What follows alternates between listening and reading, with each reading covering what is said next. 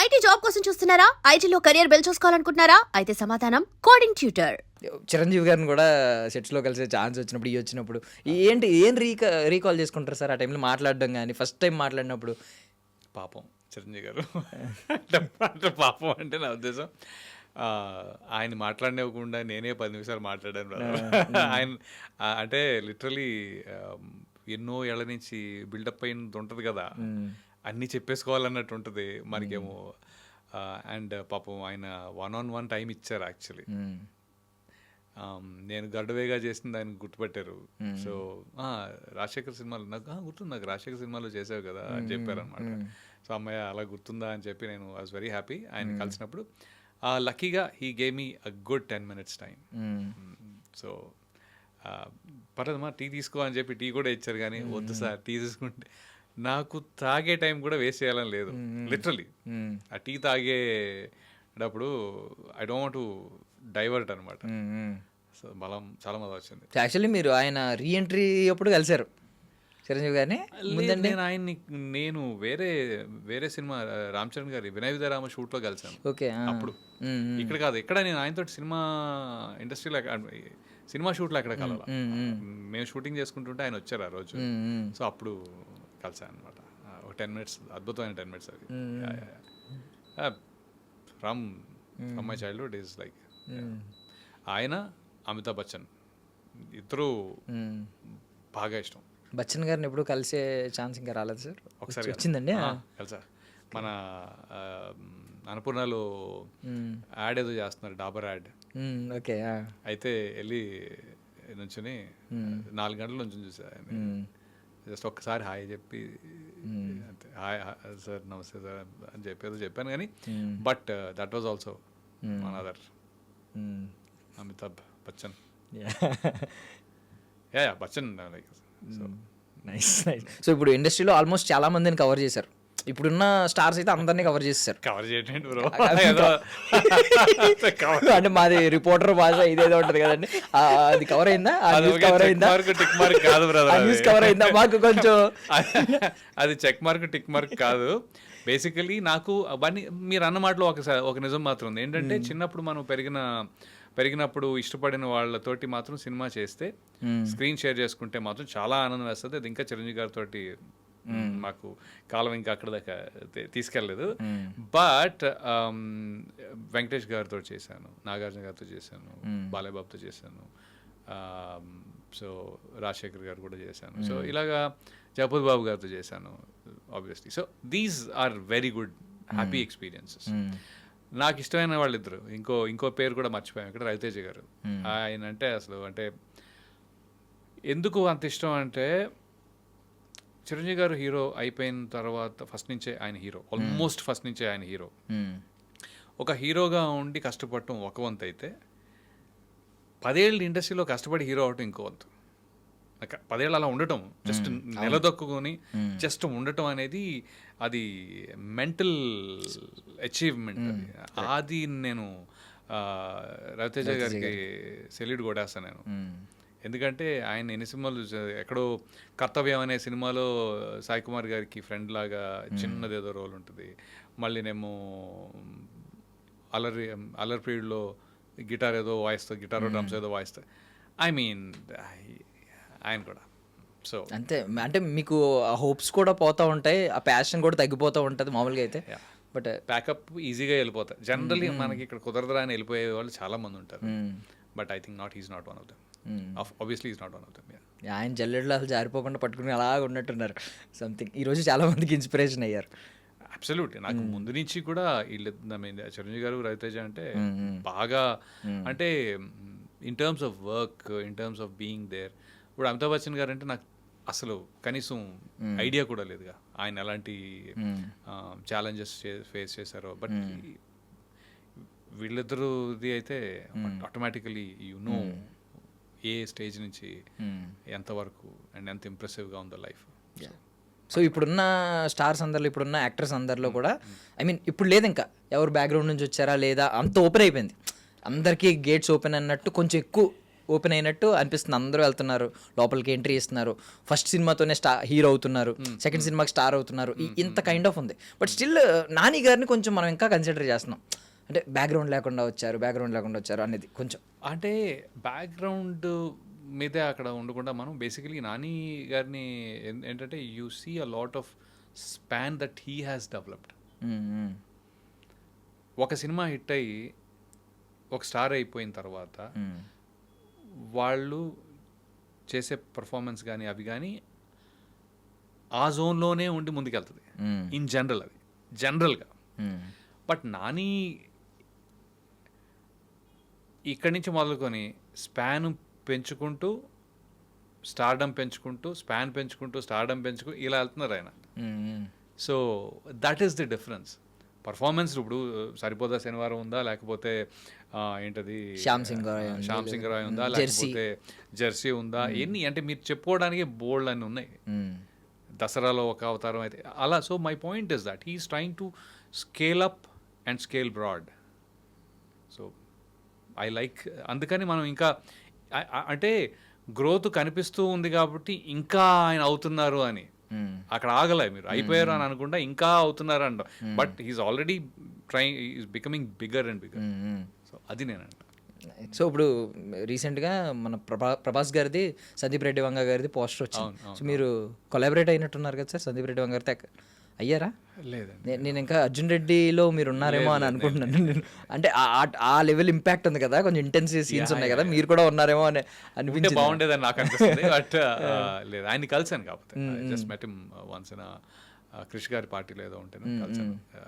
బాగుండేది, it was good interaction. So Deva Katta గారి influence ఎంత ఉందండి మీ మీద? అంటే నా మీద ఆయన ఇన్ఫ్లుయెన్స్ కంటే ఆయన సినిమా వల్ల నాకు వచ్చిన ఆడియన్స్ మీద ఇన్ఫ్లుయెన్స్ ఎక్కువ ఉంది. I think that is what audience influence ఉంది. ఆడియన్స్ కి ఆయన సినిమా ద్వారా నా ఇన్ఫ్లుయెన్స్ ఎక్కువ ఉంది. Okay okay. Deva Katta is an amazing writer. First of all I will always say that. ఆయన డైరెక్టరా రైటరా అంటే ఫస్ట్ రైటర్ అంట నేను, దాని తర్వాతే దాన్ని డైరెక్షన్లోకి తీసుకొస్తారు కాబట్టి. బట్ ఐ థింక్ దేవా అండ్ మీ ఆర్ ప్రిటీ, అంటే సేమ్ ఏజ్ గ్రూప్, సేమ్ యూఎస్లో ఆ జర్నీ ఉంది. అట్ ద సేమ్ టైం నేను as an actor, he as a writer director ఇది ఉంది. కానీ పర్టికులర్గా ఆయన ఆలోచనలో లేకపోతే ఆయన చేసే విధానము that won't influence me. I will be in sync with the character. రిపబ్లిక్లో క్యారెక్టర్ చేసినప్పుడు కూడా ఆయన సింక్కి ఈజీగా వెళ్ళిపోతా. ఆయనకి ఏం కావాలనేది నాకు బాగా తెలుసు కాబట్టి ఇంకొంచెం ఈజీగా వెళ్ళిపోతాను. కానీ it's more like I don't think I'm influenced by anybody for that matter. ఈయన ఇన్ఫ్లుయెన్స్ నా మీద ఉందనేది చాలా తక్కువ. I don't see this. Yeah. So recent ఇంటర్వ్యూలో ఎవరో ఒక ఆయన ర్యాండమ్ కాల్ వచ్చి, రాఖీ సినిమా చూసి మేము ట్రామా, నాకు కొంచెం అది ఉందండి, చాలా భయపడ్డానండి మిమ్మల్ని చూసి, ఇలా అన్నారు కదా. అంటే మీ గురించి ఇండస్ట్రీలో చెప్పేది ఏంటంటే చాలా very disciplined, very soft spoken అని చెప్తారు. ఓకే.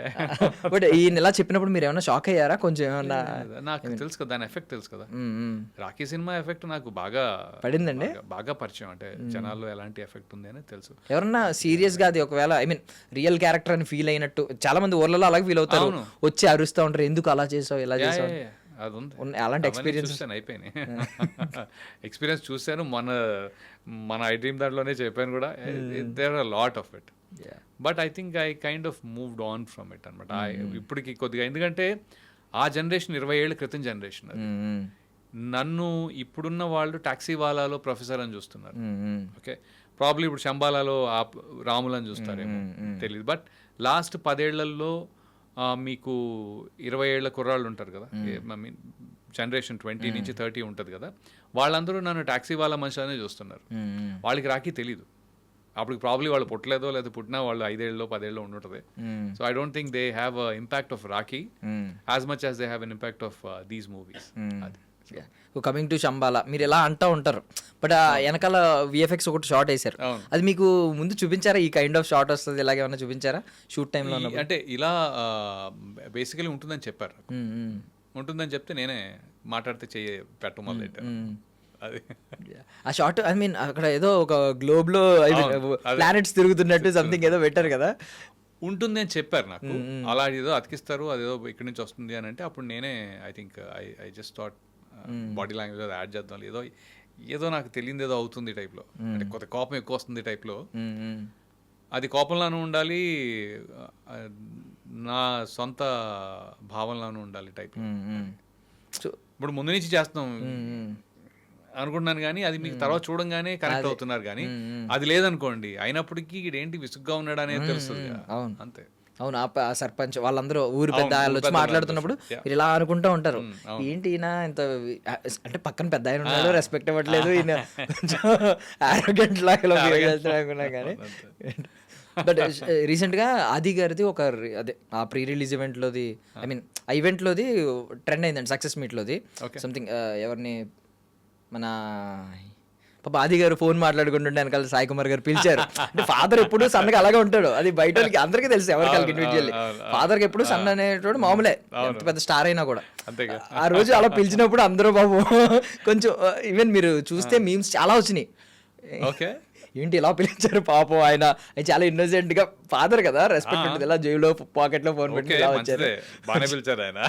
బట్ అది చూసిన తర్వాత అనుకున్నారు సక్సెస్ కొట్టాలి, నువ్వు సక్సెస్ కొట్టాలి, నువ్వు సక్సెస్ కొట్టాలి అని చెప్పి చాలా మంది పెట్టారు. అంటే అవునా, యా, అంటే ఏంటంటే దీనికి సంబంధం లేదు యాక్చువల్లీ, అదే అంటున్నా ఈ మధ్య. అంటే ఇప్పుడు